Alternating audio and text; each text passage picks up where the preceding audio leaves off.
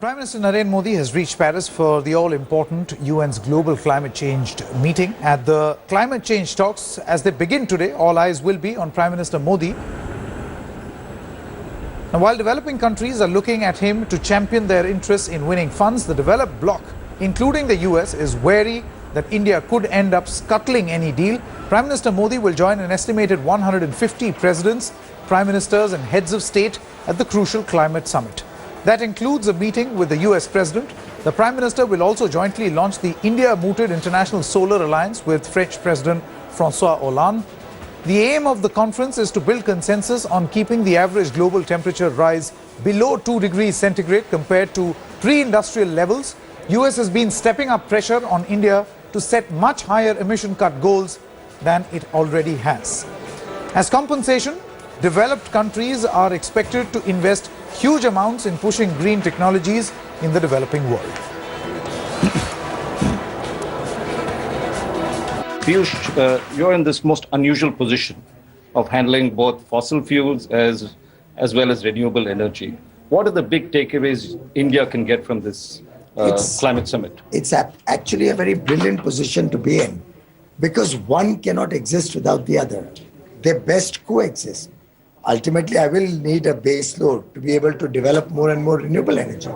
You can't certainly have our Indian people get power access during the daytime and live in darkness for the rest of their life. So it's very, very critical that we have a balanced development of all sources of energy. We don't have gas in India, so obviously coal will be our base load power. But the commitment of this government, led by Prime Minister Narendra Modi ji, is to go more and more towards clean energy. We are a very responsible global citizen.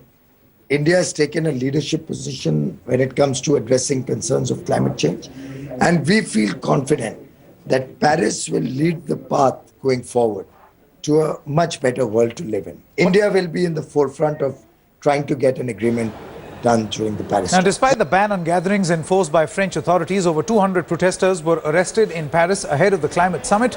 Police fired tear gas shells and clashed with demonstrators on Paris's Place du République Square after they tried to stage demonstration before the UN climate change summit. However, hundreds of thousands of people have marched worldwide to demand action to stop climate change the day before a UN summit starts in Paris.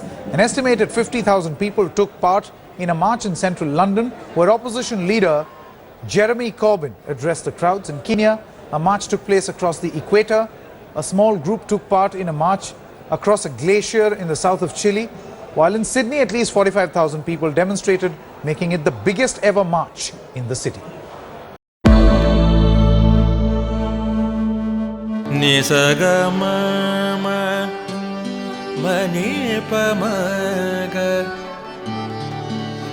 pa ma ga sa ni pa ma ni sa pa sa जहाँ तक याद आती रहेगी